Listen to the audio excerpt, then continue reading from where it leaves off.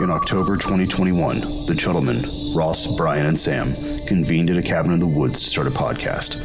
Deep in the basement, they discovered the Goo Book.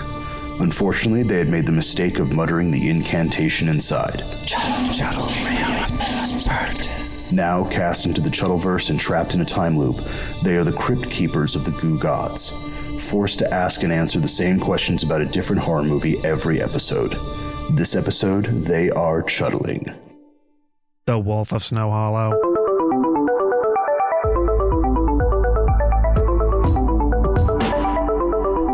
Sup.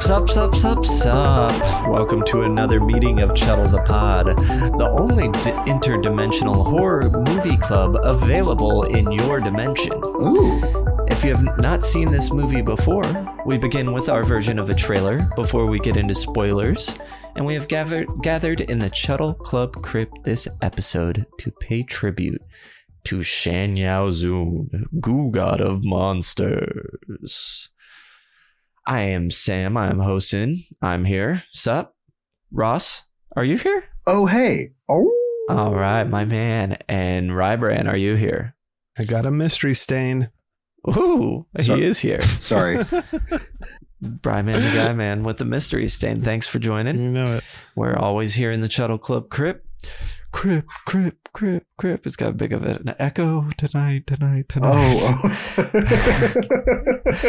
Before we continue, I must take this moment to thank our patrons, the acolytes of the Chuddleverse. Thank you. Your sacrifice gives us life, and we thank your beautiful souls. Thank you. Membership is only $3, and it's a bunch of nice stuff, and you support us, and we feel really good. So thank you, and thank you to all our members.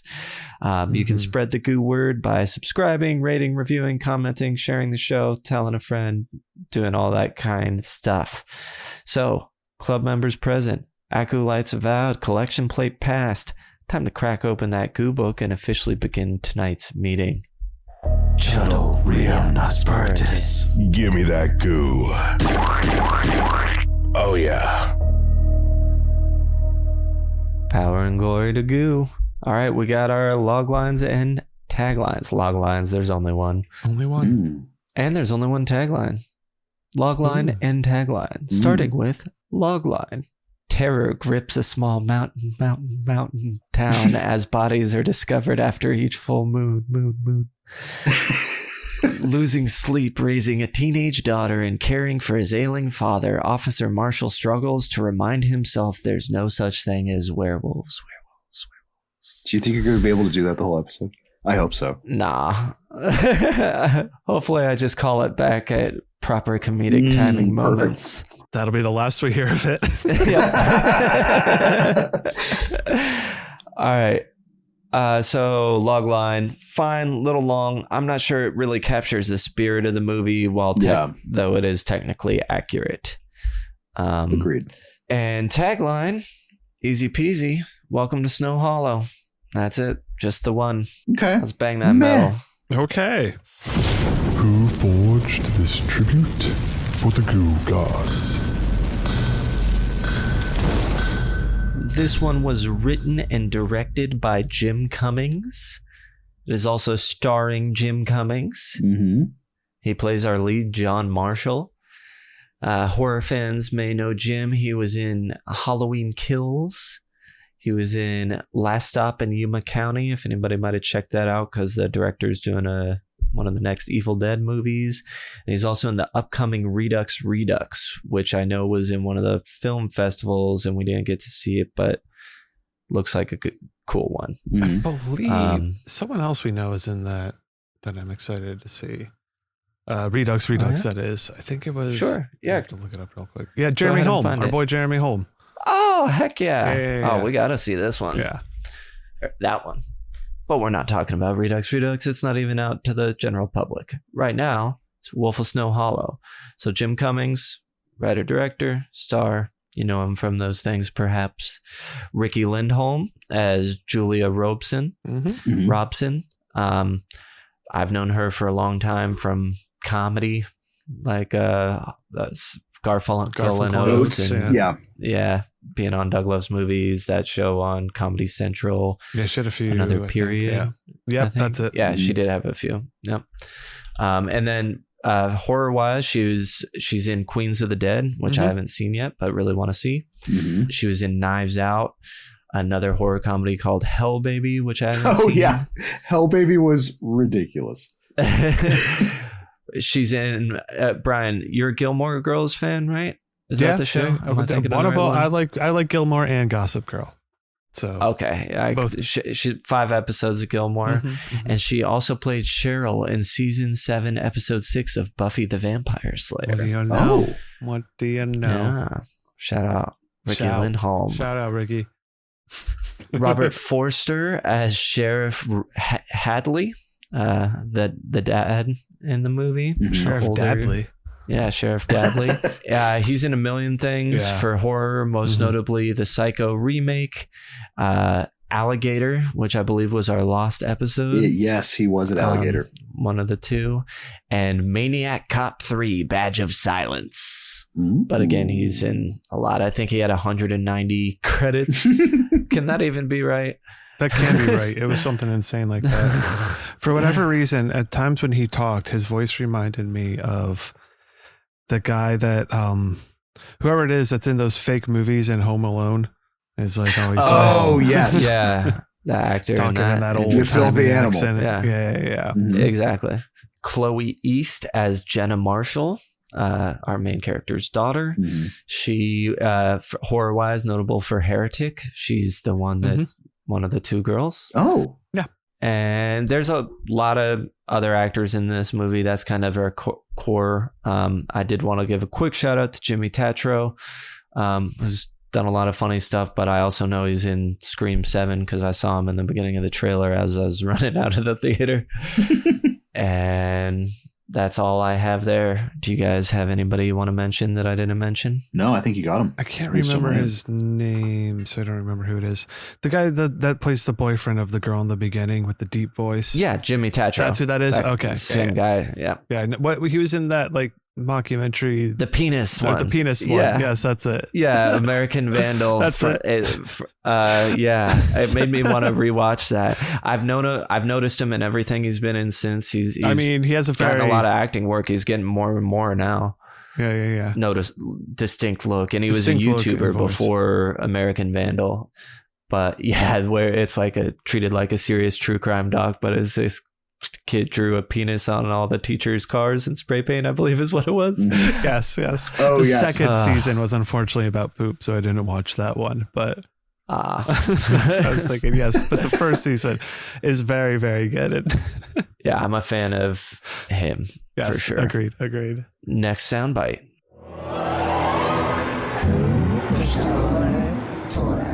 All right, as we said, we're doing a Shan Yao Zun Goo Gada Monsters with a werewolf modifier.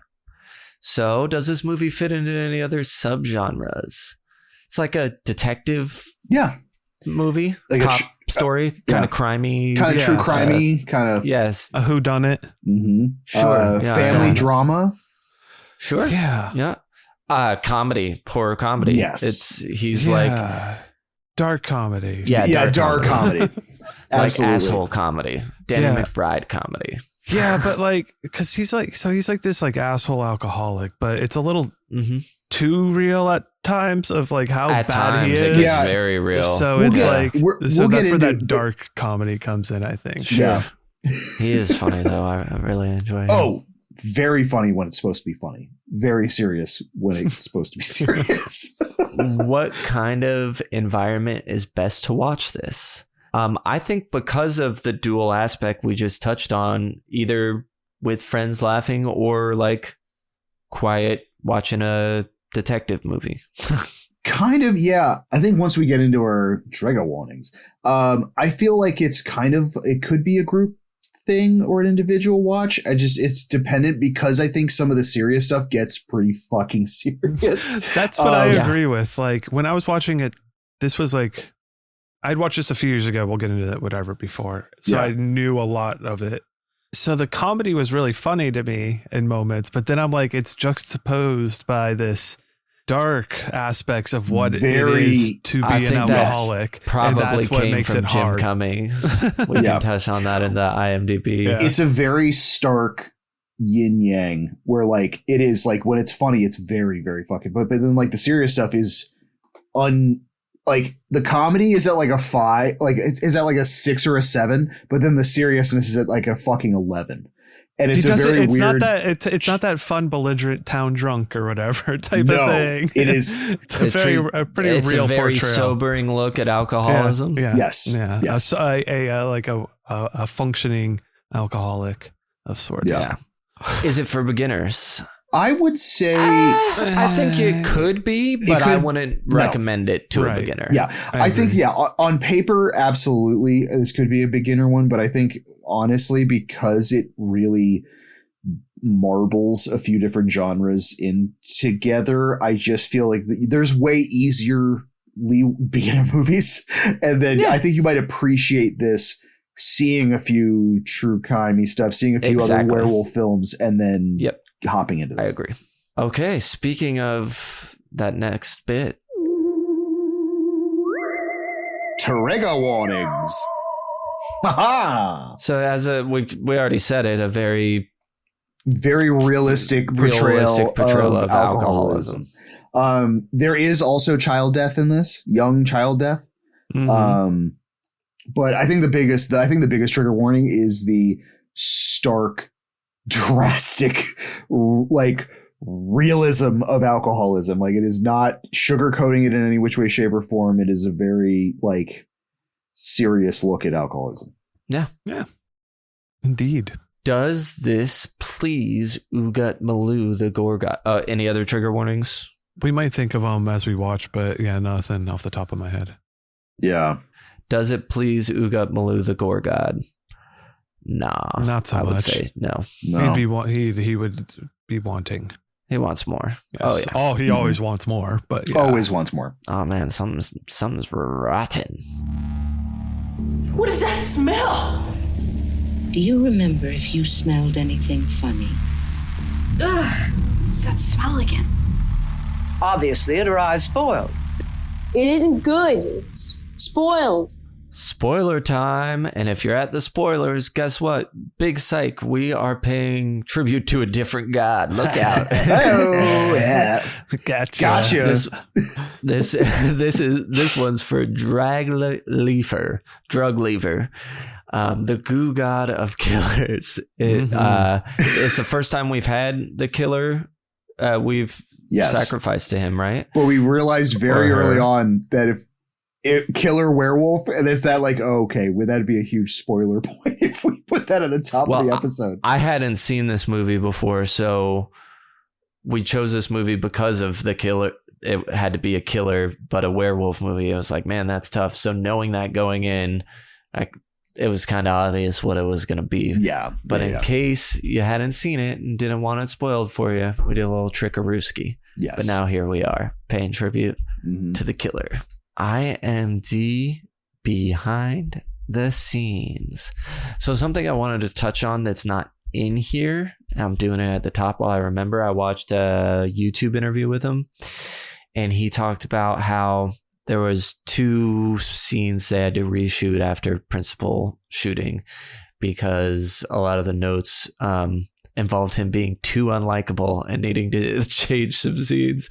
So but he was, so one in particular was when towards the end of the movie when Ricky Lindholm kind of like has a heart to heart with him before she drops him off and is like, listen, you need to get your shit together if you want to be sheriff, like the town needs you, get together. She grabs his thigh like to stop him from going. Mhm. And then he goes and throws the bottle under the car and then is back at AA. But anyway, in the original one, when she grabs his thigh and has the whole thing, he looks at her and says, get your fucking hand off me, and gets out.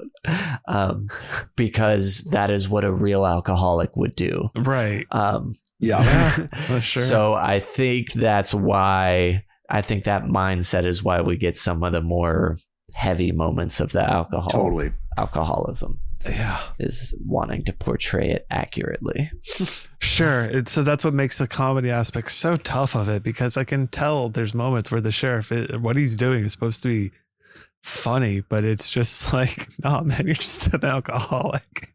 And Yes. I'm like, it's rough at moments. Yeah.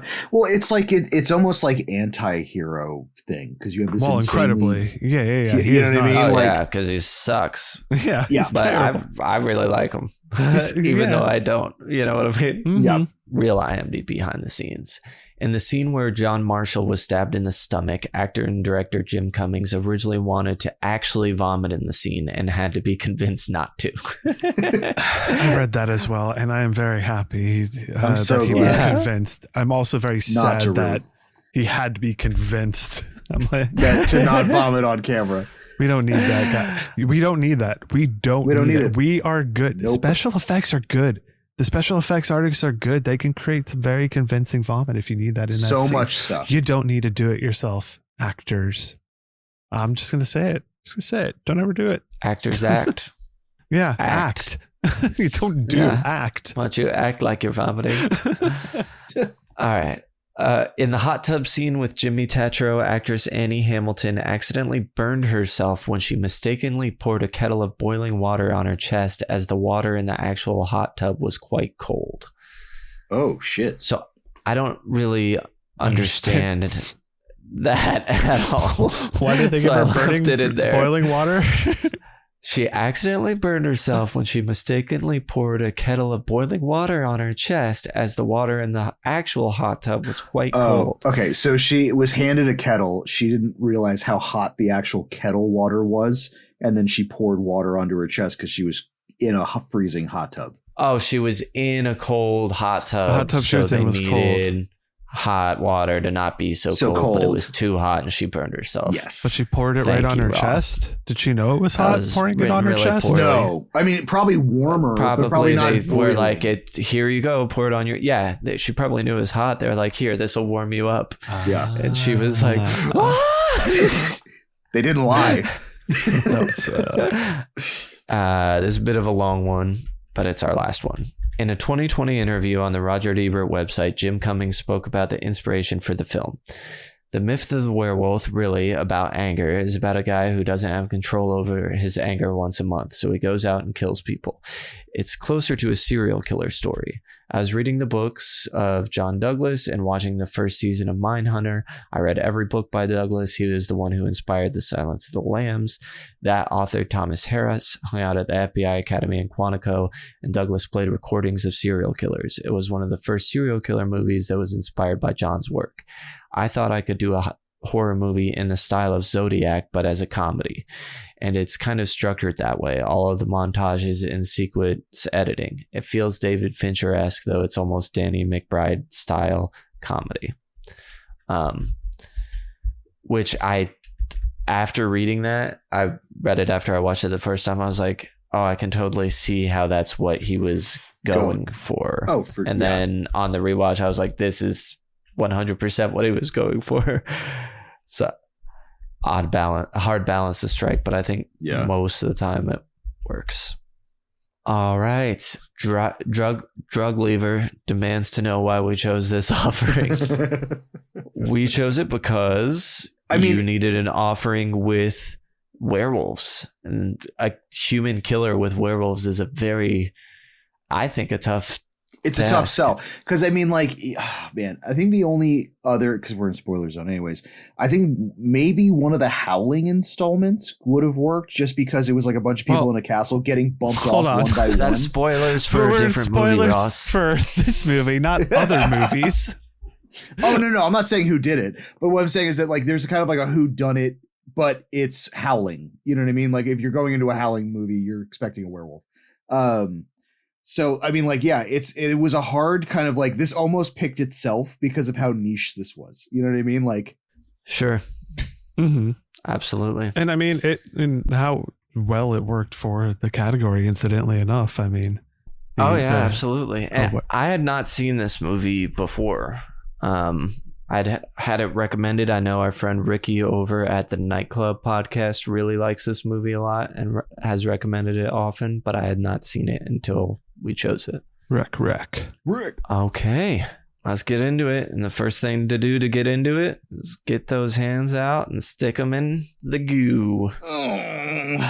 How's your goo today? It's cold. Could you hand me the kettle? Oh, here you go. Put this on your hands. It'll warm up. All right. Much better. And we'll pull our hands out. And the one with the goo remaining.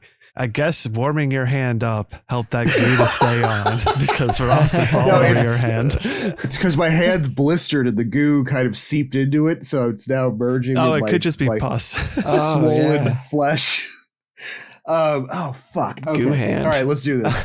Here, right. take my goo hand. Take my goo hand. All right, Wolf of Snow Hollow. We have, it's basically, older sheriff is retiring. His son is kind of taking place. The guy's been on the wagon for quite a while. And then we kind of get these point perspectives of the victims before they get murdered. But there's a couple that comes in from out of town that rents a cabin. They're in the hot tub kind of doing their thing. And then guy goes inside, comes back out. Oh my gosh, my lady's dead. And not brutally just dead. brutally mauled, ripped apart with these ginormous footprints that seem to be of a dog or wolf leading away from it. Yeah. A werewolf. So as this kind of progresses, there's kind of like rumors going about, and then we get to our second murder, and by this time the the son of the sheriff is starting to kind of dabble back into drinking. He's also having a family dynamic with his wife and daughter. The daughter is staying in town. Then we also have the murder and decapitation, I believe, of the snowboarding instructor. So now things start getting really revved up, which kind of more spirals his drinking and kind of let's say lackluster, incompetent police work at best. A lot of this is a lot of people that have in remote area cops dealing with something way out of their pay grade. Technically, they should be, but we start getting more bodies drop, including a woman and her 3-year-old daughter who actually gave up a trail of who they thought would be this guy at a diner. So, but kind of got inundated with a flood of other testimonies of people who thought they knew who the werewolf was. So this kind of spirals him into more drinking. They start kind of having there's a sting operation to try to find this guy. In the meantime, his daughter sneaks out with her boyfriend in a car, almost gets killed by the werewolf. Dad shows up just in time, wings it, but in doing so, one of the other cops is like neck snapped, shoved into a dumpster or a trash can. Yeah. So more scrupulations, more fucking just insane shit, and then it kind of just winds up solving itself, which was weird because a guy who we were also while this is all going on, we get these interjections of a guy in like a trailer or like a trailer who's also like smoking meth and shooting heroin. There's a body that wolf tattoo has a wolf tattoo. Well, he ODs and basically they're like, hey, this guy's got a wolf tattoo. He's like 6'5", and they found a body on his property. It's all done. So they go, so everything's kind of solved at this point. In the meantime, I think the dad retires, but does he die? He dies. He dies. Okay. Yeah. So dad sheriff dies. He had a heart murmur that kind of goes to crescendo. He winds up passing away. So we also have our, now sheriff, I guess, he goes back on the wagon, is going back to AA meetings, and he's returning all the evidence to all of the past victims because the case in and of itself is closed. One of the last people he drops it off at is this very strange taxidermist. And at the same time, they find one of the victims calls, says, hey, you gave me the wrong thing, which is a seam shredder, which is specifically used for like seamstressing and like taxidermy and things like that. Which, I mean, to be totally honest with you, if you're looking for a guy in a giant wolf suit, wouldn't you talk to the taxidermist first? But meet this taxidermist, asking, and then the whole interaction between him and the son cop is kind of weird. Main cop now is weird at best. He asks him to, hey, can you just stand up? And then the guy stands up, and the guy's like fucking 6'5", 5, 6, but man, it's Huge. Realizes immediately, oh, this is the guy. He breaks in, pseudo werewolf serial killer guy, like stabs and like lifts him up, impales him. And then in the meantime, other cops show up because Ricky Lindholm. Yes. I don't know that realizes character name. Realizes simultaneously it was the taxidermist all along. She shows up to the scene, but not before Wolfman gets in his big old wolf suit, starts howling at the moon, and just runs off. So there's a squabble between John and the werewolf. Detective Julia shoots him, and then John decides to just unleash 5 bullets directly into this guy's face. Yeah. And our nice cut end scene. Shoot him till you can see the ground. I believe that's what the boyfriend says or something like that. Julia is now the sheriff, and it looks like John is off of the force and is just living life the best that he can. Yeah. Stops at the stairs. Nice. Well done. Good job. Accurate. On point. Okay, so there you go. And now we can feel free to bounce around this movie as we please. Yeah. First, what do we think of the premise? I guess the premise being a whodunit werewolf thing. It's like a whodunit. Yeah. Like I think they crime werewolf movie. Like all signs point to serial werewolf, killer werewolf movie. But it's actually like a serial killer film.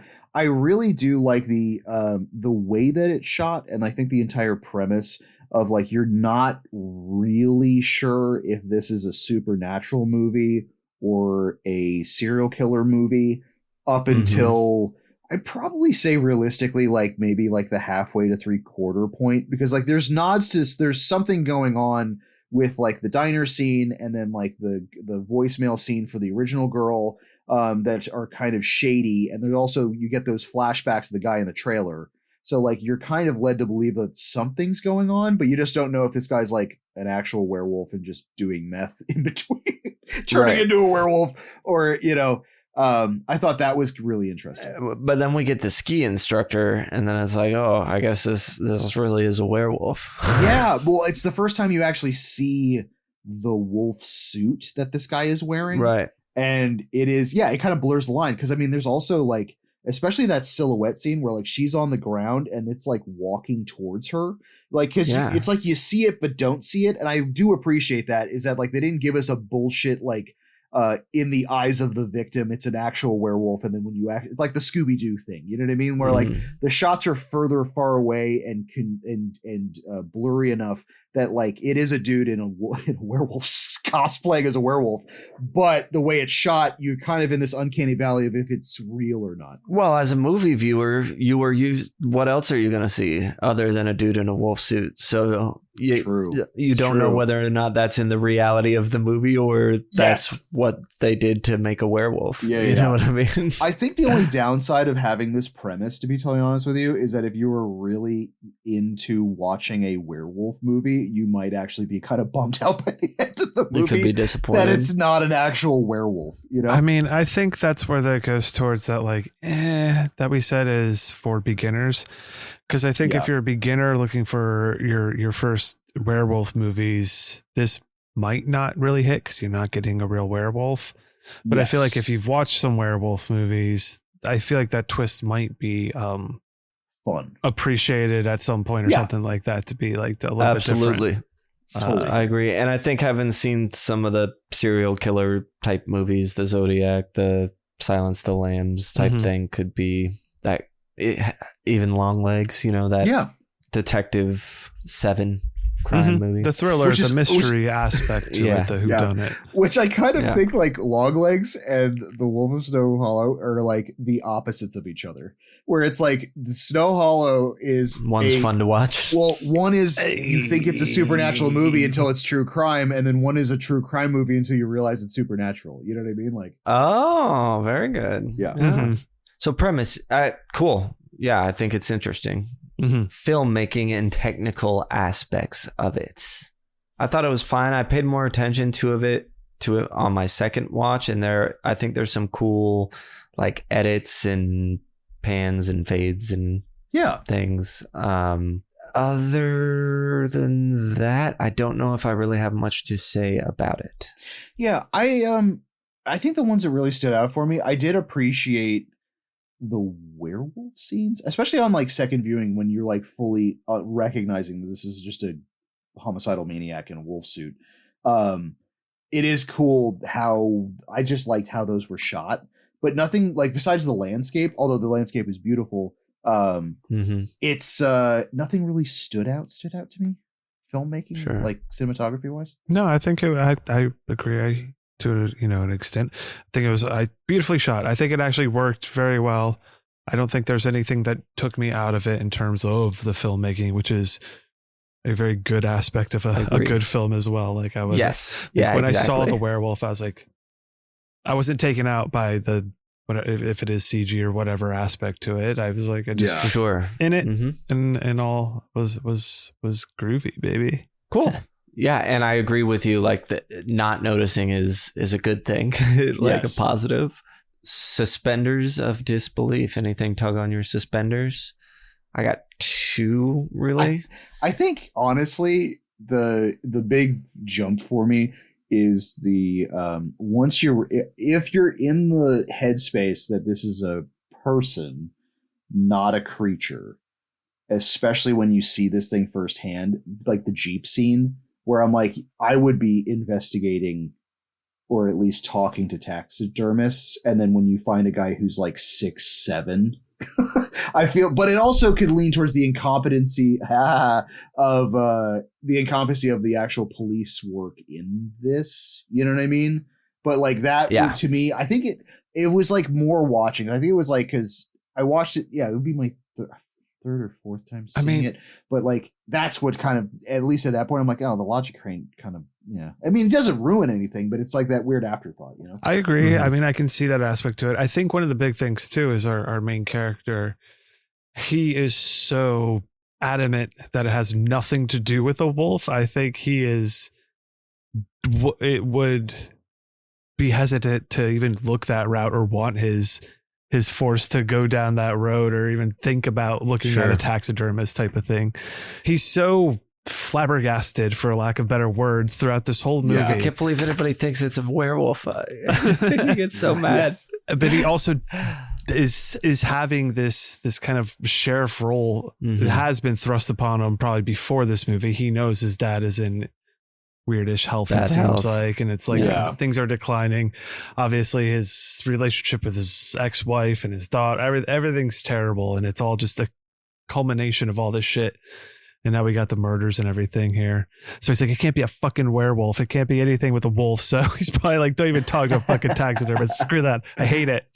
I can I don't know. both. That's trying to give it a chance. I hear. Play I with get it. I'd say my biggest thing is that the damage that a person pretending to be a werewolf can do to these people, or what he can do, right, and how quickly he can do it. Yeah. So I'm like cutting off the ski instructor's arm and like holding it, like her severed arm that far away, like how to do that quickly, the damage it did to the other one, maybe the time isn't shown to us quite. I think it's the mechanics of the suit, because like there's one where they said it's a canine bite. So it's like, does he have like a head apparatus? Is it like a chin strap that's like because you don't really see that at the end of the movie because he doesn't have his like helmet, whatever, wolf head on, and he doesn't have his arms on. It's just his like hands. So it's like, it seems like he's got like razor sharp gloves, like maybe a la like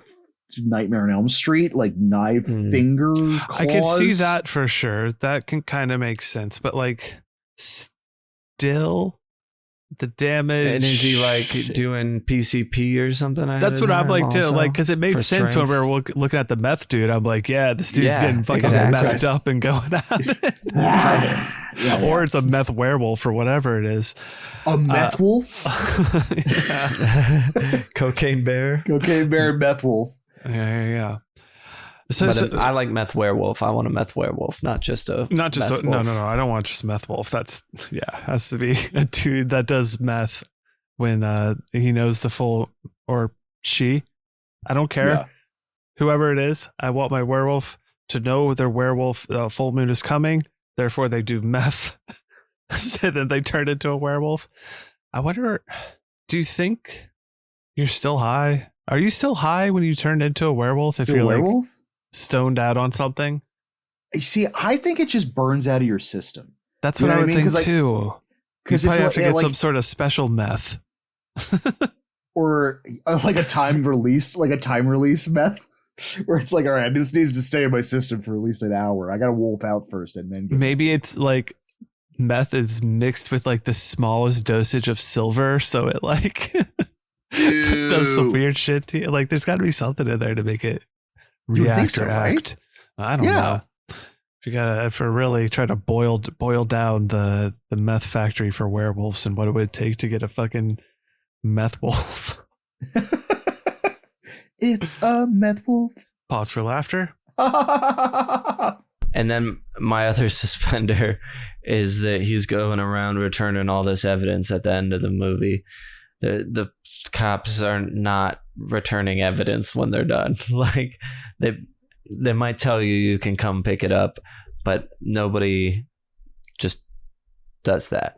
Yeah. As someone who's had evidence taken by police. Right. It's weird. I chalked it. I attributed that to the small town. Yeah, I figured it was like the small town or like the 12 steps, where it's like I feel like this is almost like something involved with it. Well, is he really even sober at this point? Because doesn't he when he goes to talk to the dude, he's like he is, but then he accepts a drink. He accepts a drink. Yeah, exactly. Weird. So like, I guess he's not. No, well, not, I mean, that's just, he's a struggling alcoholic. Yeah. He wanted to play it very real. You know what I mean? I also would have loved to have had actually, the only part with my suspenders with the end of this movie is that like he's returning evidence to people and then he returns it to the taxidermist. But we've never actually seen any even small snippet of that evidence being taken. You know what I mean? Where it's like, if we had been introduced to him like sitting down somewhere and been like, oh, great, thanks, or like this, or like, oh, here's this thing. Like, it would have been cool to have him innocuously in the movie somewhere. Yes, I would have. Yes, that's something I would have liked very much, is if he was in the movie as a person we could have guessed. Yes. Type of thing, or even at the minimal role, like I would have even had like in the beginning a deep red. I would have loved even like a deep red. He's just in the mirror. Oh, he's in the mirror. Sorry, that's a spoiler for Deep Red. We've at least covered Deep Red. Yes, that's true. Yes, that's true. Yeah, like or something like that, or he was like part of the, I don't know. News group. I don't know, something like that. But I agree. If we got a little nod of him somewhere, we've been good. Maybe we did, and I wasn't really looking for it. But yeah, I wanted more of something. I don't think so either. If we do, it's very small. Yeah. I wasn't looking in the background that hard. Yeah. Tropes. But incompetent cops. Like this is almost Giallo level of incompetency. Do your job. Do your fucking job. Do you have anything else to do today? Do your job. It's like babysitting kindergartners. Yeah, incompetent cops. Kind of like the yokel like the small town people dealing with big problems. Big town problems. Big town problems. What about? You don't get anyone. I would say this is not a trope that you would see in any sort of werewolf thing. We don't get any play with like silver. Nobody's like, I got some silver bullets loaded up or anything like that. Nobody does anything like that. I don't think anybody even mentions silver. Right. It wouldn't make sense for John to do, but with the other people that are believing, other people. Yes. Yes, exactly. Yeah. Some sort of roundup, someone doing something with that like that, which is an anti-trope. It didn't happen. But yeah, kind of, I'd say a lot of the small town trope that you get out of the movie, returning evidence at the end of a case. Yes. Yeah. Case. Very good. Very good. All right. Our opening. LA couple are getting away in a small town. While at the local bar and grill, they have a confrontation with some locals. Slurs would be F slur. Yeah. There you go. Yep. And this really upsets Jimmy Tatro because his brother's gay. What if my brother had been here? Be like, I think he'd be okay. Yeah, he gets worked up. I mean, like, you don't need to get so worked up, calm your emotions and stuff. But Yes. I'm maybe glad that goes into the why. anger theme. There's a lot of it's righteous, so to speak, but there's better ways to handle it. You can't get that upset, especially every in a time fucking somebody's ignorant. small town where like everyone probably has a gun. Yes. Multiple. So I like when he's like, when Jimmy Tatro says, "Can I ask you a question?" And the guy's friend is like, "Is it going to be a rude question?" No. Well, then go ahead. Yeah. Now they're back at their place. They're hot tubbing, making out. They're like, you know what? Let's go inside, bring this to the shower. So for some reason, he is in there showering before she's even gone inside, like full on showering inside. All of a sudden, he loses hot water. So now he's going to go check on Brienne, and he gets out there, but she's Brienne. super dead. Super dead. Mauled, like all In over pieces. the place. Yeah. Mhm. We do get that really cool shot of the wolf print with the full moon in the blood pool. The blood in the reflection. print. Yeah, Mhm. that was pretty good. Is cool. And then it cuts to John, our main character, at a AA meeting. Yes. And that is the opening of the movie. What'd you guys think? Did it pull you in? Were you like, all right, let's see where this goes? Is fine enough? I don't think we thought it was bad, right? Well, that's the thing. Yeah. Yeah. I'm like, good. You did a good job. This is how we should be starting it. We get our couple, we get a murder, we get something going here, and we get the understanding what the premise Is it a werewolf of the movie is. You're setting up that premise well, I think, with it here. Yeah. And I like the fact that, like, even from Jump Street, in a lot of werewolf movies, it's like mass chaos, as in, like, I guess would be a standard traditional werewolf movie. Like, it wouldn't just be like, I think the couple, both of them would have been murdered. You know what I mean? Or like kind of having like the howling or like some kind of animal noises and stuff like that when he uncovers the body. So it creates this like really interesting, like, oh man, this is so fucked up, but it still keeps you grounded enough by some of these where you're like, especially with, I don't know, just having the female victims, I think adds that like, okay, so like this maybe isn't a wolf. Is it a wolf? I don't know. Right. And we don't really see the murders, just the aftermath for the most part. We see some mauling, in that ski instructor one, but otherwise, yeah, it's usually just the remains. Great. Yeah. Cool. Great opening. Character choices. Main guy, John, we've talked about him a lot. Yeah. It's very angry. Yeah. So in particular, when we're talking about the seriousness of the getting drunk, when he's chugging the Listerine, the mouthwash, standing over the stove and smashes on it. And breaks the stove and passes out. Oh God. Yeah. The having your daughter drag you up the stairs because you're too drunk. And then like that whole monologue that he has while doing like it's such a, like, for better choice of words, it's such a jarring juxtaposition to have such incredibly funny moments with this character and then having these just insanely realistic, abysmal scenes happen with his alcoholism. Like, it's wild. Yeah. So he's just he's, because he is funny whenever he's yelling at the cops and really anybody. It's hilarious. It's funny. Yeah. Yeah. And then we have Ricky Lindholm, who she's kind of like really the only competent cop. Yes. She's, dedicated. She doesn't seem to think it's a werewolf. I mean, she seems like maybe she's open to it, but also just treating it like a regular crime. And kind of the only one with a head on her shoulders. I really do appreciate that the Detective Julia in this is so grounded, because all the other cops in this are kind of just like shades of humor. You know what I mean? Like, they're always cutting up or doing things. I really do appreciate that. Like, Ricky is like is the straight man, I guess it would be, out of the motley crew of all of these detectives and police and stuff like that. So it doesn't like lean way too slapstick, especially when they're all interacting with each other. Mm-hmm. And that the mustachioed cop that gets smashed in half in the trash can early in the movie when they're talking about this first case, he's like, what do we don't need to do this. Let the FBI or states or whatever handle this. This is not what we do. I was like, I'm on this guy's side. Like, you should, this is not what you do. Yes.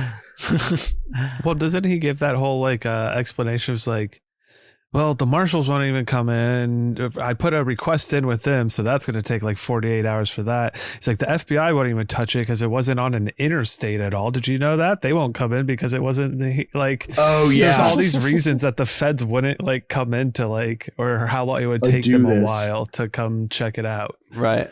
Which I thought, yeah, that was one of the few times I thought he was being funny. I really like it. It was interesting. Coming around the second time, I really disliked his character a lot more. And even the times when he's funny, yeah, or supposed to be funny, it's just like, I don't know. It's rubbing Didn't on work me. for you. Yeah. So I came across a Reddit post that thinks this is like one of the worst movies ever made, and that he's one of the worst actors ever, and that everything about this is terrible. Like, there was comparisons to The Room. I was shocked. Interesting. Wow. No, I don't think it's. I dislike him for how real that portrayal. I mean, we keep saying it, but the portrayal of alcoholism, very close thing to me. So like, that is just hard to watch sometimes. And like, even in the funny moments of it, because it's not a funny, bumbling alcoholic in a more comedic, I get typical role, it's hard to watch. I guess I know his character is drunk because he's a functioning alcoholic, but in the times where he's funny and to me, you know what I mean, and angry and yelling and stuff, I don't think of it coming from him being drunk. Like, it just seems like how he is, you know what I mean? He just happens to be drunk. Right. Sure. I just see it like as like, I don't feel like any comedy is supposed to be derived from drunkenness, I guess, but maybe I'm wrong. Well, no, I see the anger and the frustration that he has is also part of being an alcoholic, even when you're not drinking and you're so the anger and frustration. I just see that part of the alcoholism in it. I've just been so angry lately that I related to it without the alcohol. I've been plenty angry. It's just I get that 100%. But again, this just goes to what I think is not the worst movie ever, and a very strong performance and a good performance at that. Yeah. Which is almost, taken as almost a compliment. to its detriment. Yes. Yeah, totally. You wait a little too good at portraying It's like in Deadstream, Sean is a little too much of an annoying YouTuber for some people. Yeah. Mm-hmm. I get that. Similar issue. Yeah. I thought the dad did well for what he is. I mean, they don't give him much. He's he kind of reminded me of my dad now, who's also very old and has health issues. And who else do we have? Daughter. I didn't like their relationship, but she did a great job. The actress, I think. Especially when she was like crying and being like, just go to sleep, please just go to sleep. Yeah, that shit was rough. I think he's like, you're not my mom, don't tell me what to do, or whatever he says to her like that. I don't need a parent. I don't need a parent. I don't need a parent. Yeah. God. But then like when she had snuck out with the boy and they're making out in the werewolf attack, and he's like, Jenna? She's like, you're not even gonna ask if I'm okay? And he's like, no, I'm not going to ask if you're okay. He's like, you snuck out of the house, you broke a curfew, you're making out with some guy in a truck. Like, I just saved your ass. Do you know what your mom's going to fucking say to me about this?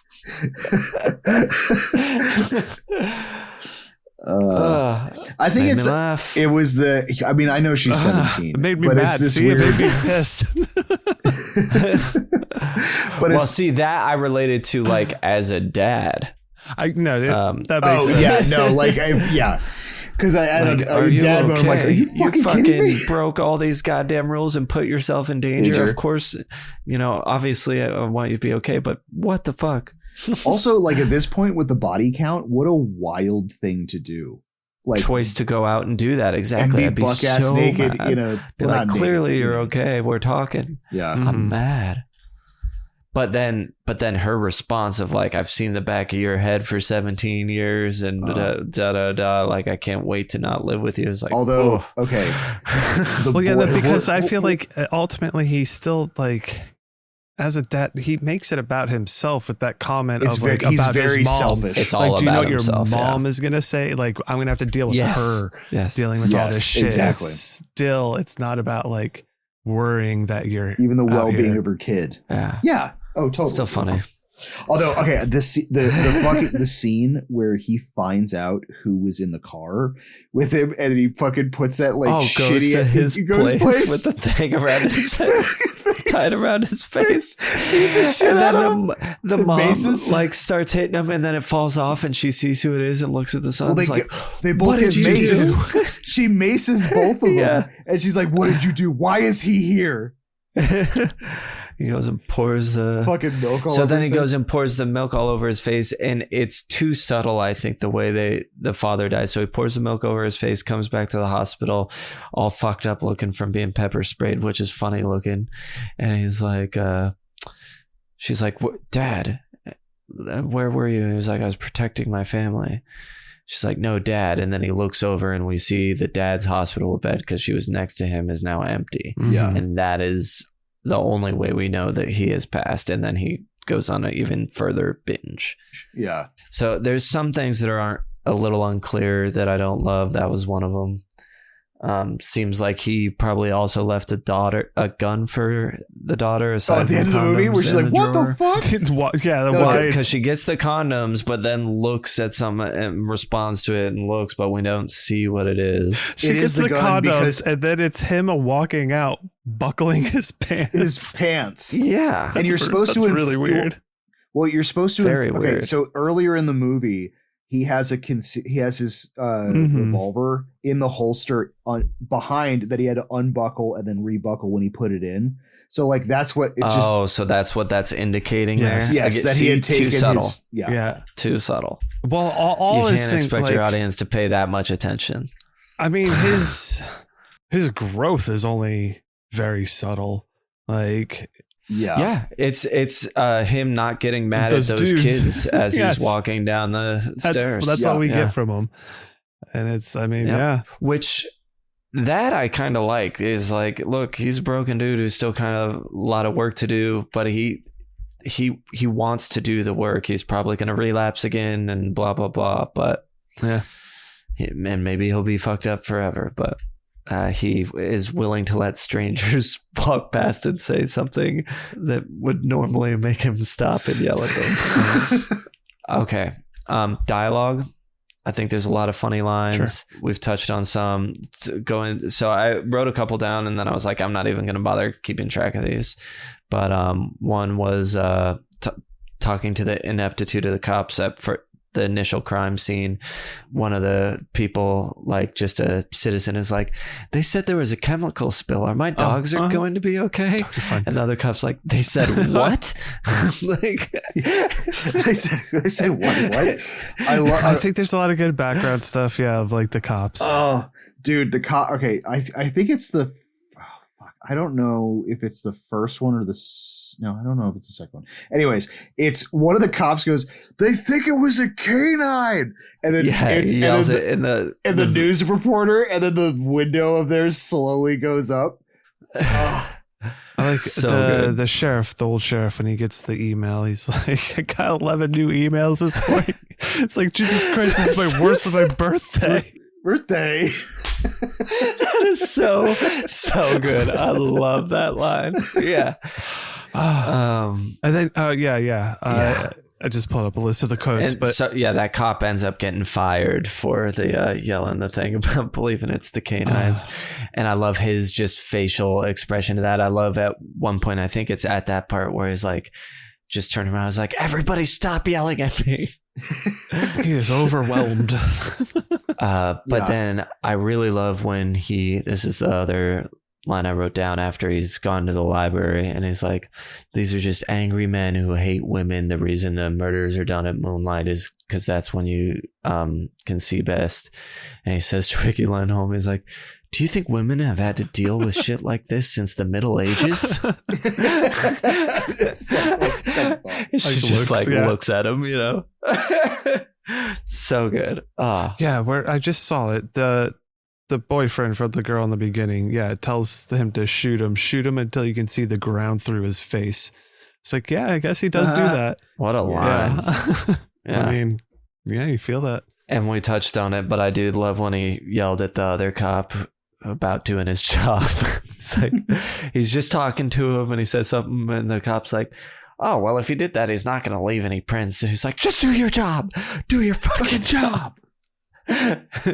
So good. You guys, overall, I think the dialogue is really well written.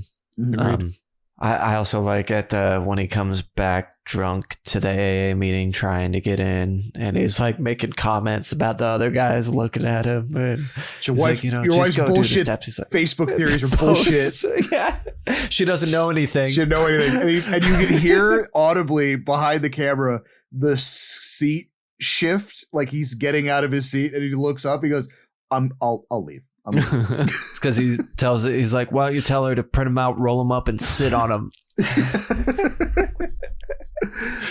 Yeah, no, the dialogue's great. I think he'd shout out to Jim Cummings. But it is tough to have a character that dislikable that you do like. Yeah. So I can understand it not working, but it does for me. All right, this will be a fun one for this one.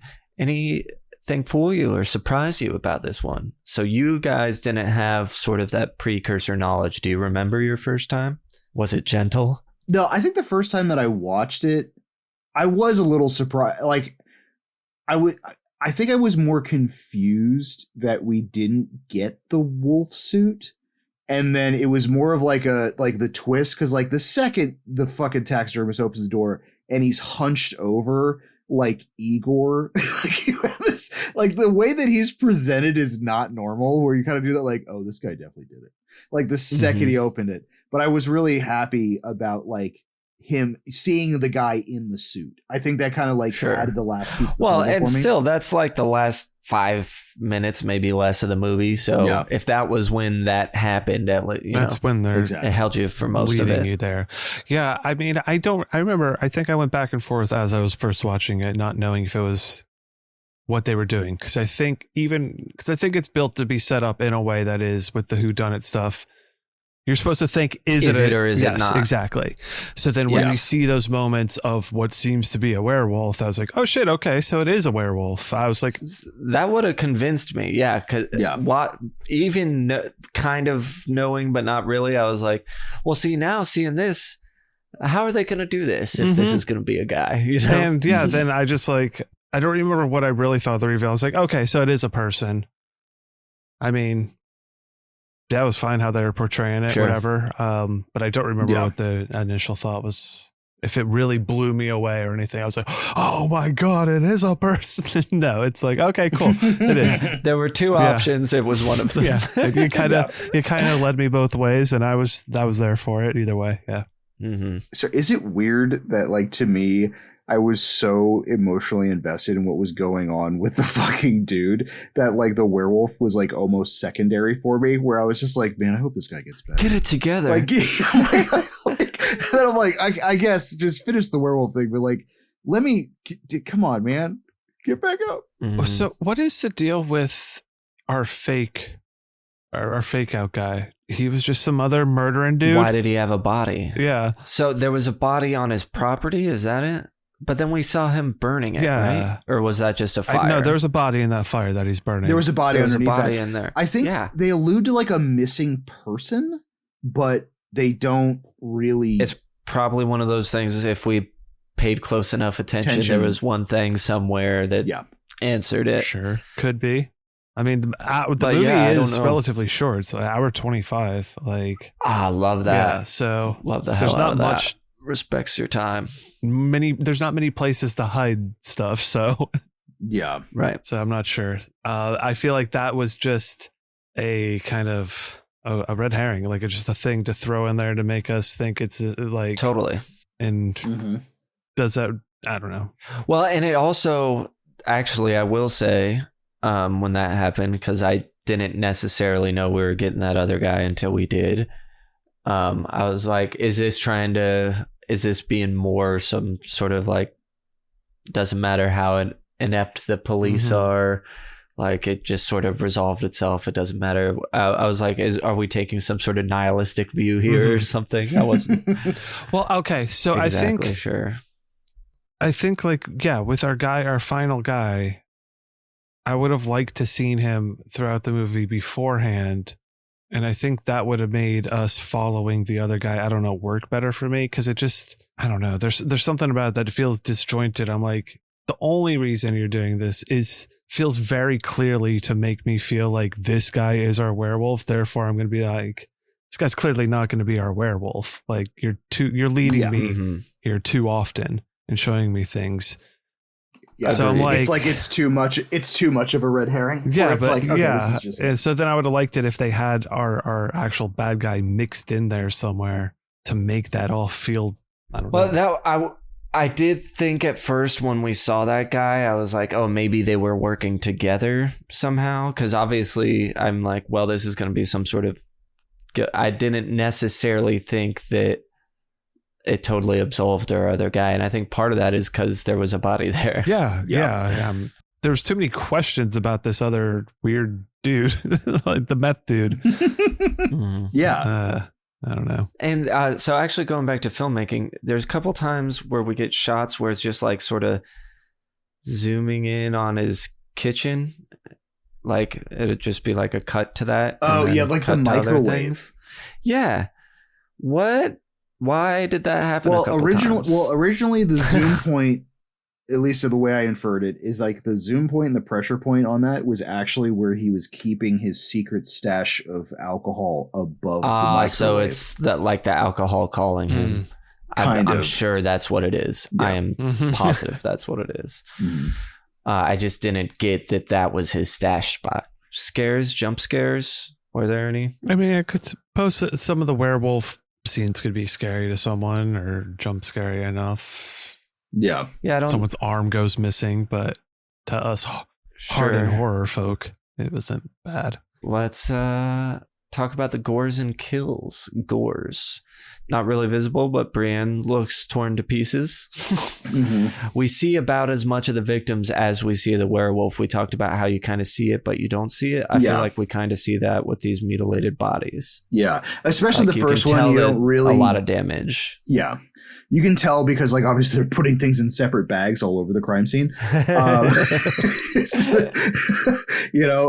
then, like, I think a lot of it is, like, auditory. We're like, we can't find her. Like, the first victim, like, they literally, like, it's like, was there any sign of sexual assault? We can't find the second victim. That's the second victim? Yeah. We don't know where that part is. Yeah. I thought that was the first victim. I thought the second one was the decapitation. With the boyfriend. No, the first one is missing their parts. Kill. The second one is decapitation. They can't find her top. I know, but I thought they also couldn't find... Okay. No, her other parts were there, but they couldn't find her top. Maybe, I don't know. I thought the lady parts one was with the ski instructor. No, it was with the first one in the hot tub. And then the second one was missing her head. And then I think the third... Yeah, anyways. They keep on having... But, like... I think that, There's no third one, right? It's just those two? And the cop? Well, the woman and the baby, or the daughter, is the kid, I guess, would be the third, I believe. I don't remember. Yeah, I think you won't really see a whole lot of it. I don't know what you guys are talking about with the woman and the baby. What do you mean? There's a woman. The woman that's in. That's a third victim. Sorry, that's victim 3 because it's the hot tub girl, the instructor, and then the mom and the kid. You don't see the kid get murdered. But the one who finds the deer has a 3-year-old in the back of the car. And the 3-year-old also gets murdered. Don't remember them? I don't remember them and didn't write it down. She talks to the guy. She's the one that's in the restaurant with a kid. She's having a sandwich. Oh, yeah. That woman. Yeah. She's the one that runs in and finds the deer. And then when they're at the funeral, it pans up and you see a little casket. as well. Yeah. So we don't see their death at all, though, right? You see the mom getting killed, but like mauled. As much kind of mauled. Yeah. Like in the way that they're doing those flashy things. I think honestly the only gore that I needed the restaurant for that. I totally forgot. I think the only gore that I really remember, like visually, viscerally remember, is the ski instructor when she holds up her arm and you see it it's missing. Yeah, you see her stub and then you see him holding her arm. That's a cool shot, actually. Then we get the cop in a barrel. And then John gets stabbed and coughs up blood and like coughs blood onto the guy. And then he gets shot in the head a bunch of times. It's true. We also do get we find out that's all our gore. We find out what happened to the ski instructor's head because in the it's for like literally 3 seconds. It's like in a bag. Right? Yeah, it's in a bag on a workbench. Yeah, chilling. Cool. Gorometer. It's time for the Gorometer. Splat. Fatality. Intensity and consistency, 1 through 5 for each. What do we think for intensity? 2, 1.5? I give it Well, you do get that severed arm, yeah. You get the severed arm. I would give it like a 2. 2. You know what I mean? Because I think a lot 2. of the gore, like there's a lot of blood splatter, but a lot of the gore is implied. Like even the photographs that you see are so zoomed in and like murky that you're not like, the severed arm and the severed head, I guess, would be the only 2 like gore things you see. Gory gore. Yeah. Are you okay with 2? I'm okay with the 2. And consistency, I might also put it a 2.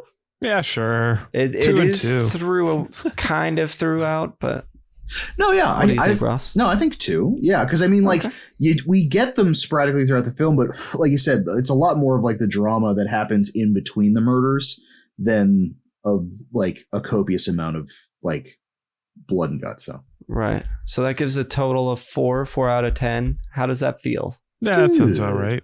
Yeah, sounds about right. Yeah, it's not really too gory, but there's gore stuff there. Yeah, it's not nothing. Yeah. All right. Apparently, I somehow managed to not write down the climax or epilogue for this, so I'm going to do my best. Climax, I would say, is when he goes to taxidermist's house. Yeah. So he goes there. The guy's like, which on the second watch, it was so great because the guy is like, why don't you tell me about the case? You can talk about it now that it's closed, right? Just like, that seems like a serial killer thing to do. You hear about their egotists and like, for sure, sort of follow themselves. And then can I spill something in the drink for you? Yes. And yeah, sure. And then at some point he says something about like, and what about your daughter? Is she doing okay? He's like, oh, she's good. We're getting her ready to go in. And you know what? I better get going. And so I like that he realizes in that moment, because he's like, well, I don't know if that was publicized. I know the cop's death was, but like how would they know? Reason he should know. And the only reason why I had a little bit of doubt on that is that because it's such a fucking small town that like the gossip of, oh my God, did you hear the sheriff's daughter? Is it really that small of a town? It doesn't seem. We've mentioned it's small town, but I don't think it's. I mean, it might not be huge. That was the only like slight cop out, but then like it's that like she should know that. Like that's obviously something he pushed his luck too hard. Because they've already exchanged some details and been talking about it. It was kind of a natural thing for him to say, but only if he was there. Yeah, only if he knew. And so then he goes to walk out the door and he turns around and he's like, God, there's something that's bugging me and I can't go until I say it. And this whole part was interesting to me because the whole time he's looking down and away from him, which I feel like it's the only time in the movie he's not like looking directly at the person he's talking to. Because I think he wants to be wrong. Maybe. I think he wants it. I think he wants it to actually be over, but his gut cop instinct is like, this is the guy. Fuck. Is this the shit? This is the guy. Like it was such of like he wasn't excited. Like it was this like, oh fuck. Right. Yeah. All right. Can you stand up for me? And then we see him rise and his like eyeballs at the corner of the door. He's like taller than the door. Slams the door. He knows that he's realized. He slams the door, locks it. He calls for backup. Backup, yeah. And then I think he breaks through a window to get in. Yes. Then the guy pops out, half wolf suited, stabs him, raises him up against the wall. Is he not? Is he in wolf suit? Oh yet, no, or he's not wolf suited yet. No, that's he's out. He's outside when we see him. Okay, yeah. Most suited but not headed. Coughs up blood on him. Sirens show up because Ricky Lindholm separately had already figured out the thing with the little tool. Those lights scare him off. We see him outside. He does his howl wearing the suit. Runs off into the woods. John starts chasing him. Ricky starts chasing him. I think they're now tussling out there, right? And Ricky shoots him. And then he picks up his gun and shoots him a bunch of times in the head. Yes. Where she's like, what the fuck? Or like, are you okay? Or like, I don't know if it was like this look of like finally of like drunken satisfaction, but almost like drunken from the kill, not drunken from being I think drunk. It's probably, to me, I got drunk from blood loss. We don't see him play drunk very much, actually. He plays because it's that hard alcoholic thing. He's not like, blah, blah, blah, blah.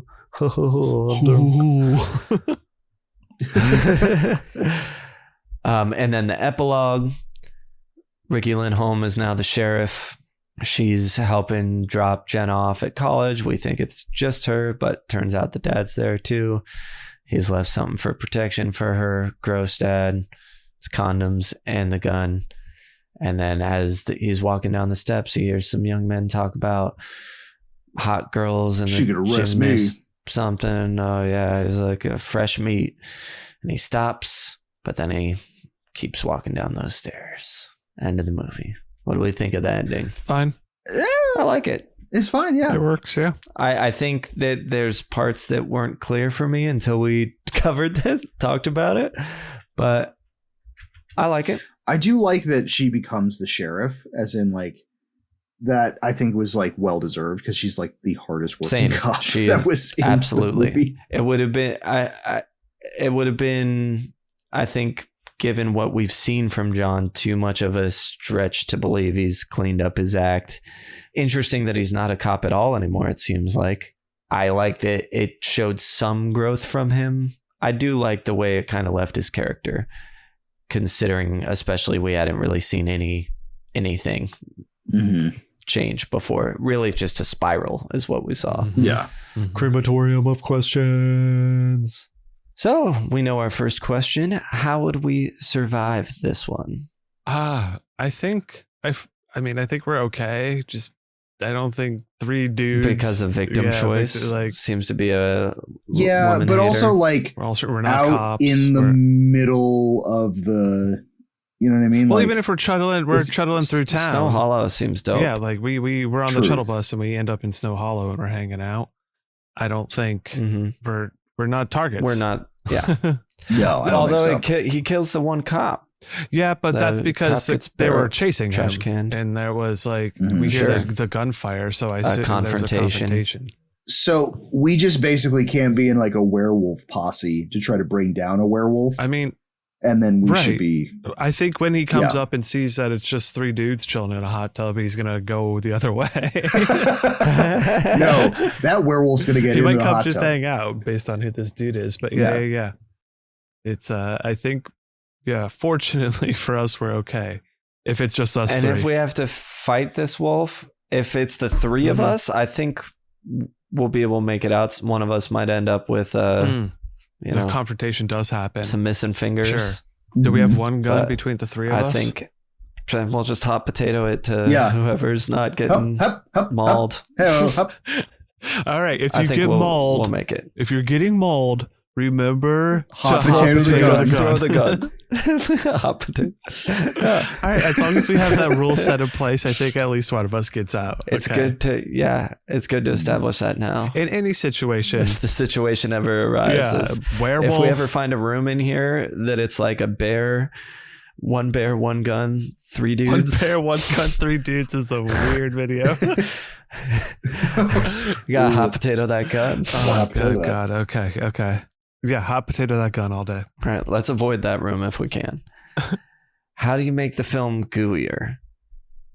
Show the kills, show the aftermath more. Although I think I like the way it's done. It works for this movie. I don't really need too much more. A little bit more would be nice though. Certainly. Yeah, just a little bit more. Maybe the aftermath, a little bit more of a something. Because I think the reason you don't show the kills is that still adds to the is it a werewolf or not thing. I feel like if you start showing when the arm gets cut off or stuff like that, well, I mean, it's full on the coroner or whoever it is, the person who's saying it was a canine bite. Yeah, right. The guy who threw the beer bottle at him and doesn't have a job anymore. Oh my God. I loved his face. He goes, "You threw the beer bottle." And then the coroner's like, that is some great acting. That facial expression of like, I got caught. Say yes, but it's clear that like, why aren't they in the middle of nowhere? This is his only movie. Like, why, when that beer bottle got thrown at the car?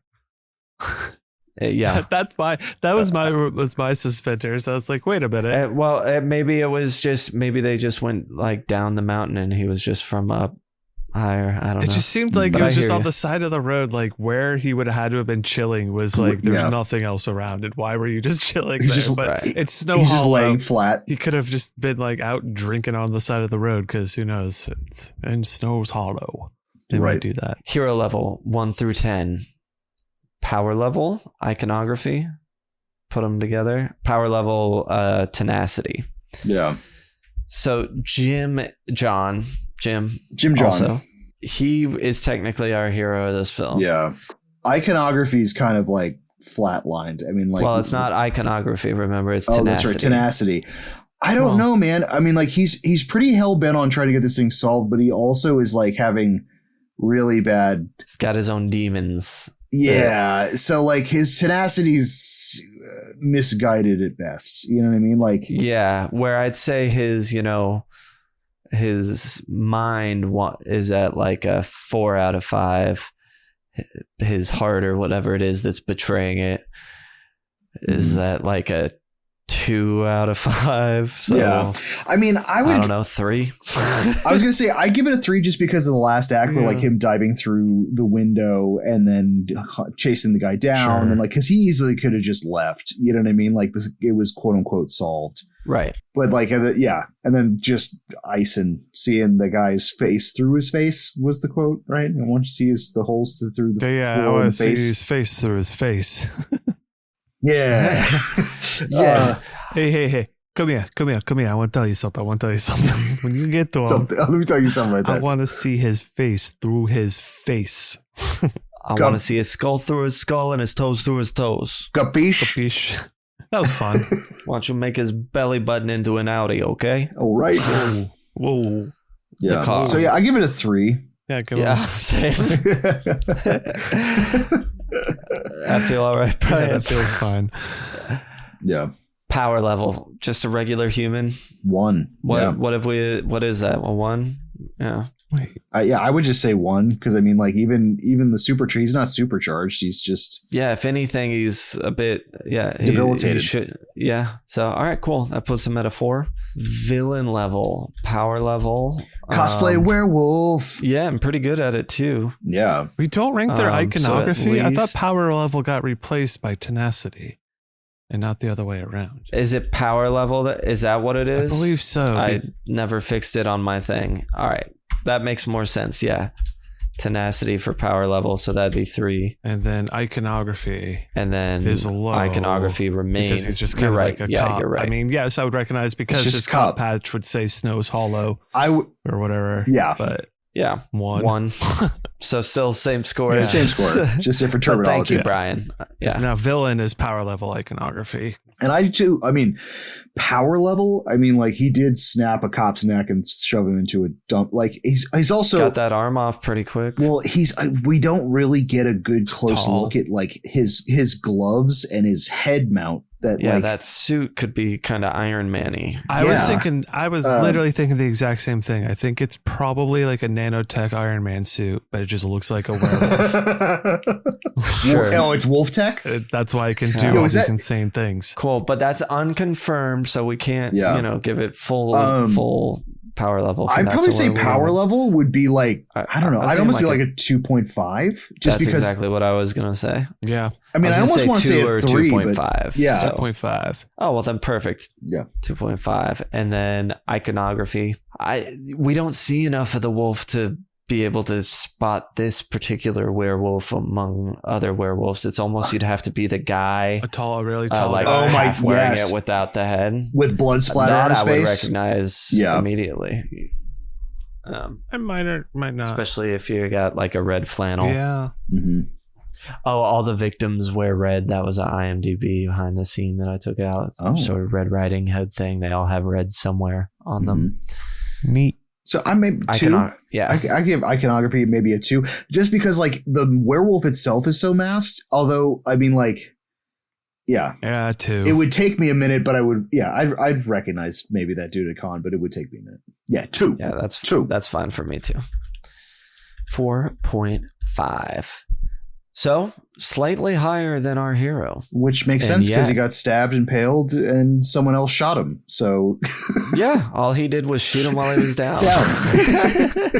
So our math still works. Yeah. Nice. Should it have a sequel? If so, what's your sequel? Yeah. Okay. So the sequel here is that Jim Cummings, he was actually a real werewolf and was actually, when he was getting blackout drunk, was turning into a werewolf and going out and killing people. And he committed wasn't the the crimes. taxidermist. Taxidermist was just like a copycat or something, or was trying to do something. Oh wow! I don't know. And there's your sequel. And then it's just him werewolfing, going full werewolf mode. It's full werewolf. It goes there. It goes like that 2.5 mode. It shoots it up to gore level. Ugat Malou would be happy with the sequel. Mm-hmm. I got Vampire of Snow Hollow and Ricky Landholm as the sheriff. She's more of our main character and he's more the side. She's got to like draw him out of retirement for some reason and he's angry about it. You know, he's still got all his issues, but she's more of our hero. I could go with yeah. And then the vampire, you know, it kind of does the same thing. Or figure out a way to twist it, make you think it's going to do the same thing, and then what's his name? So the vampire is real, or an even bigger twist is Homeboy from the first movie, his girlfriend. Right? What's his name? He's actually a vampire. Oh, they were both vampires. Yes, and the werewolf werewolf knew. We only saw them at night. Exactly. And it turns out that's a big werewolf's been going around killing these vampires. Yeah, all the people in town were actually they were all vampires. We're actually vampires. He was a vampire hunter dressed as a werewolf. Sure. And then the third one, the creature from the Black Lagoon of Snow Hollow. Yeah. It's the summer one, so it's in July. Yeah. It's beautiful in Utah in July. Just as beautiful it is in the dead of winter. All right. Would you buy the score or soundtrack on vinyl? I couldn't tell you anything about it. You know, I feel like we really should like phone in Scotty for these moments. Yeah. He'd tell us all about it. Scotty's Corner. Scotty's Corner. Go into the Discord because I'm sure Scotty's going to tell us a little bit about the sequel. Or not the sequel, the soundtrack. Yeah. Now that we're saying we have nothing to say, hop in the Discord if you want to learn about it. If he's seen this movie or heard the soundtrack, which he didn't give us a score, so we didn't really get much. Maybe he hasn't. We haven't much. No, we only got one, I think. Is anything action figure worthy? I mean, I wouldn't necessarily need it or want it, but I mean, a werewolf action figure would always be cool to have of sorts. But yeah, especially if you could pop off the head and have that guy's head underneath. Yeah. That would be head fun. popping werewolf or action. like one of those like Voltron things where just like you clip the wolf parts onto him. Although I don't know why you'd have just like tall lanky guy action. Right. I kind of just want tall lanky guy. Thank you, guy. You can crouch him with crouching action. with crouching Perfect. door action. Perfect. Tall, lanky guy with crouching action. That's it. Nailed it. What merch prop or promo item would you want from the movie? I'd probably want a Snows Hollow, either one of the sheriff badges or like patches or something like that's that. good. That'd be perfect to throw it there. Or I mean, realistically, any of the taxidermy from the taxidermy dude. Oh, we I was never gonna say take any of the taxidermy. We never take wardrobe. Like, it'd be cool to have just one of the sheriff's Jackets. shirt. Yeah, something like that. You know, just have it hanging in your closet. It's not going to take up much room. Well, I mean, we have a crypt. I think there's probably a mannequin room here. Oh, we don't have to worry about we can room put anymore. It out Exactly. and display them and. Oh, all right, the possibilities Let's are open it up. endless now that we have this Put crypt. it there. Let's remember it. Let's try to take an outfit from it. Let's open this crypt up. We should take an outfit from every movie we've Honestly, speaking of Sergio outfits, agrees. I'm taking the werewolf outfit. I was just saying, yeah, that'd be great. Oh, Yeah. yes, exactly. That's going in our Planet Hollywood that we have.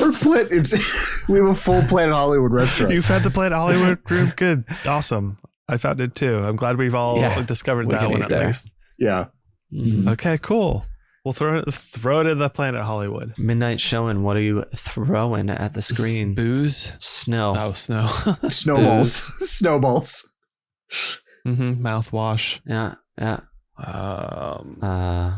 Wolves. That's a good point. Werewolves. Live wolves. Yeah. Cops. Yeah. Just cops. Send more cops. Yeah. So we could throw them at the screen. Popcorn bucket or food vessel at the concession. Yeah, what do you want your nachos coming out of, Ross? Ooh. No, I think honestly it would kind of just based more off the poster, like a giant open fucking wolf mouth and you have to reach in for the popcorn and stuff like that would be pretty good.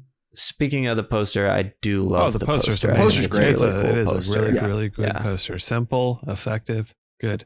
I think, we do have a severed head. That seems cliche at this point to have a head bucket, but there's a severed head. You could just have a severed head. It's true. Well, And it has a plastic think bag the around it, deluxe- so it could hold nacho cheese. I think honestly, what we probably should do is that that's like the normal popcorn bucket. I think the XL popcorn The bucket deluxe, should yeah. just be the deluxe should be the child's casket. Yes. It's like it's like party popcorn. Perfect. You know what I mean? So it's just And when you open it up, the child pops it pops out. There's a hidden rattle inside somewhere. Beautiful. Sam, you think? Nailed it. Oh, at the bar you can get the list mouthwash cocktail. Ooh, what? Yeah. Ooh. Oh my god! Really lean into the darkness. Oh, good God! This makes alcoholism look not fun. Let's fun it up a bit. Let's fun it up a little bit. Just sitting in the theater holding Making it, a not cocktail. having like a sip, just like At all. Every time his alcoholism's a problem, you're like, boo. take a drink every time it's alcohol. I'm having a great time. This is fucking fun. Give me another wolf to throw. Come here, give us another Snow's Hollow. Yeah, that's what it's called. All right, cool. Moving on. Let's chop off our fingers. I only want your fingers. Should we all cut our fingers open and bleed on it? Can you wrap your fingers around this? I'll take a Voorhees burger and a side of Jason's bacon. Show them. This is the part of the show where we rate the movie that we just talked about for a while. We give our ratings on it. Yeah, good point. Scale is 0 to 5 fingers. Our fingers represent a different quality about the movie. We cut off different pieces of our finger depending on how we feel about it. Really doesn't matter how good it was because it matters how we experienced it. So we're going to start with Ross. Engaging. Engaging, I'm going to give a 1. I'm one in it. I'm one in it. Now, I mean, I think with any of the true crime stuff, it's it's engaging the entire time, even with multiple watches when you kind of know what's happening. It's still an engaging ride, even though sometimes you're engaged. I was engaged because of the just realness. Like it's so funny, but they just get so real. It's so fucked up. Yeah. Sticky. I think Sticky's gonna get like a 0.5. Cause I mean, like, I think it's like the fourth time watching this movie. And there are certain like segments that I've just kind of like brain farted out. You know what I mean? Like, sure. I think some of it will, like, I mean, like her looking up at the stump of her arm was fucking wild. I think the end scene where you see him howling at the fucking moon without the helmet and stuff like that is so cool and weird. Mm-hmm. Yeah, so I would probably say 0.5 for that. 0.5. Merchandisable, stuffable. I think I give it like a 0.5. I think there's some redeemable stuff in there. I think like a Wolf of Snow Hollow shirt could be pretty interesting because there's some weird, crazy shit you could probably put on that. Like you could lean goofy, but you could also lean like real weird and serious with it. Yeah, and if you like the movie enough, the poster alone is cool enough for a shirt. Yeah, or just having all the poster red. up. You gotta have like an all red shirt, or having the poster, and just the with the print with the white on it, with the white and the or an all black just with the white print, like with just like the two-tone thing. So would look really cool. Solid, yeah. Would look really, really cool. But you're right. The poster itself would be cool. Yeah, just have that. Yeah. Just having that is fucking would be great. Man, Cockles is a weird one. I'm gonna give Cockles a 0.75. It sounds weird. I would have given it the full one if it was a real werewolf.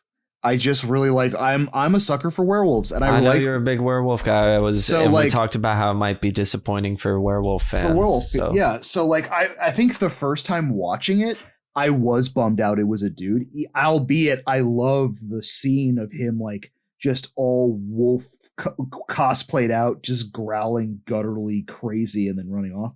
Sure. But yeah, I think the Cockles, it lost a little bit for me just because it wasn't a real werewolf. Because I love werewolves. I love werewolves. I really love werewolves. Was Willy was werewolves. Twoo. It's very twoo. And then for rewatchable, oh man, I would say rewatchable. I give it like a. I had it at 0.5, but I've also admitted that I've actually also watched this movie like 4 times. Well, twice was for the podcast. You know what? I'll give it room to grow. I'll give it a 0.5. I think the unwatchability for me, to be totally honest with you, is just like how heavy the alcoholism stuff gets. Like it's a weird one. Like I gotta be in a particular mood because it's not a werewolf movie. I would much rather watch other werewolf movies. Sure. You know what I mean? But if I'm into like a true crimey kind of whodunit-y kind of thing with a little bit of a horror twist, like this is fucking great. So, well, that gives you a 3.25. How does that feel? I think that feels pretty good. I think It gives, again, room to wolf out a little bit if on, later on, but I think 3.25 because I really did enjoy this movie. This will be the first movie you'll be able to re-rate. Exactly. Always got to mention saving it for re-ratings. Brian. Hi, Sam. Hello, Brian. You would like me to go through this and rate it? I would. So I will for you. Engaging, I'll give it a 1 as well. I feel like it's, again, coming in at 125 for a thriller mystery thing. Hour 25. It works that time well, and it's pretty easy to stay engaged for it. Sticky, I'll give it a 0.75. It had been a while since my first viewing of it to this viewing, to these recent viewings for the show, and I remembered a decent amount of it. I kind of forgot who the killer really was, but obviously I couldn't be reminded of who it was because they're not mixed into the movie. Because you don't see them. So it kind of, I guess, worked one way or another. Stuffable, I'll give it a 0.5. I think there is some good stuff there, like that shirt idea we came up with. I think is cool and all. Do I really want that? I don't know, but would I have it? Sure. Again, the poster, I would definitely have the poster, so that's cool and stuff. Cockles, I'll go ahead and give that a 0.5 as well. there's a lot going on with it, and it kind of hits and doesn't and does weird things here and there. And rewatchable, I'll give it a 0.5 as well. So I think that gives it a 3.25. Yes. And I think that's good because I think it's a really, really good movie. I think it's solid in a lot of aspects. It's just, I mean, there's just some harder aspects to it, which make it, I don't know, the themes of it with the alcohol, make it go weird and with the comedy to it. So, but still great. Yeah. Thank you. I guess that just leaves me to chop it a finger, and I'll start where we always start. Engaging is one, no reason to expand on it, but it keeps me interested with its blend of everything it's got going on. Sticky is hard to say. I'm going to say it's probably going to be a 0.5. I feel like certain things I'll remember, and next time I come back to it, we'll have completely forgot other aspects of it. Stuffable, I'm going to go 0.75 because I think there is not a lot of cool imagery, but there is cool imagery. There's cool stuff you could get from it. And I would actually love to have like a mini poster put up somewhere. I think that'd be great. Cockles, I think I'm going to go 1 on Cockles. I almost went lower, 0.75, but might as well give it a higher score. Just because the comedy in particular, his just dickishness really works for me. Sometimes more than others. I hear what you guys are saying about the seriousness and the balance and going between the two, but it works for me. It doesn't take me out of it, or not that that's what you guys were saying, but it doesn't bother me, I should say, rather than works for me. And then rewatchable. I'll be generous again and give it a 0.75. There's something about the feel vibe of this movie, the cold weather whodunit, where everything that's going on plus the comedy. I could see this being a movie that I put on when I want to have something on I've seen before and can kind of pay attention, but not worry about it, fall asleep, whatever, you know what I mean? Mm-hmm. But this would be like a good mid-afternoon, fall asleip, cozy up on a cold day. Yeah. Take a nap and watch The Wolf of Snow Hollow. It would be, I think. Cold day, open up the doors. But see, I would actually probably put it on like if I'm like there's an activity I'm gonna do on the floor for like an hour and a half. Throw this on. Floor activities. So anyway, yeah. And that puts it at a 4, which I'm good with, I think. Cool. Because I feel like, actually, I was really looking forward to my second watch. And I was like, man, do I love this movie? And I do really, really like it. I may even love it, but 4 is right. Because I definitely don't think it's any higher than that. I think it has some issues. A lot of stuff was just unclear to me. Some of that was settled tonight, but I feel good about that. 4 out of 5. That's wonderful. Isn't it? In it. So the club didn't have much to say on this one, did they? Yeah, no, we didn't have much. Ricky popped in and said, dope ass movie, 9.5 out of 10. So that'd be like, 4.5, 4.75 or so. And Tubu said, this is a special one. Jim Cummings is great. That's what we got. Thanks, guys. Mm-hmm. Always appreciate it. If you're an acolyte, a patron of that realm, pop into the Discord. Real quick, I posted this one in our Patreon for people to respond to. And, we'll be doing that more. So chime in if you want your thoughts read. Patrons, acolytes. The response we got there was from Kate that she hasn't seen it, but that she loves us. And I just wanted to say, Kate, we love you too. Yeah. Kate, you're number one. Animal facts. Tell them anytime you want. That's right. Jump in the Discord for the animal facts. How does this movie compare to others in the Goo Book? What's that final tally? Ooh, that is a good question. Tally. Yeah. You should have saved it for the very last. Well, It's a 3.5. Well, now you ruined it. I can always cut that out. Don't worry, we'll play the bit. We'll do it. It's fine. So Sam, that tally is a 3.5. Nice.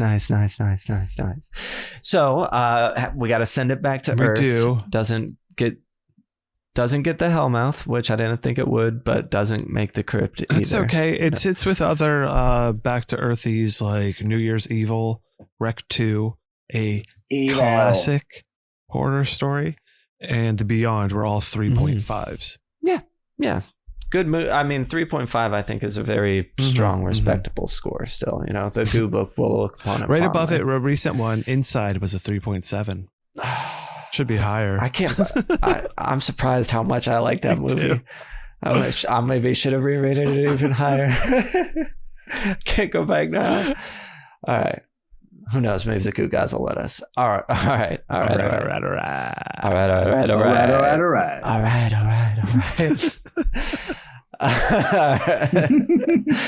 Well played. That does it for Chuddle the Pod Horror Club Horror Meeting, Chuddle Club Crypt, Chuddle the Pod Horror Movie Club Meeting for tonight. Follow Chuddle the Pod on Instagram and Threads and Facebook if you want to stay up to date with the show. You can follow @Russ Purvis on Instagram if you want to see his tattoos. And if you're in the Central Florida area, you can summon them down from the Chuddle Club Crypt and get a tattoo if you like. You can also ship his art from here if you want to buy some. Yeah, buy it. You can follow Chuddle the Sam, that's me, Chuddle the Brian, Chuddle the Brian with a Y, and Chuddle the Ross on Letterboxd if you want to see what we're up to in there. You know what you should do is jump in the Discord. It's small, but it's pretty active. Brian and I are in there a lot. We're talking about horror movies, animals, birds, music, life, animals, birds. Brian's into birds. Brian's big ear baby. Is birds with a Y. So just to make it easy for you for all that, there's a show description, link to all that in the show description. If you made it this far, thank you so much for listening. If you're on Spotify, leave us a comment. We'd love that. Comment with a wolf. Be a friend, tell a friend. Thank you. Rate, review. Thanks for listening. And join us next time when we offer tribute to Ugut Maloo with a modifier of home invasion. And of course, until next time, avoid the time loop.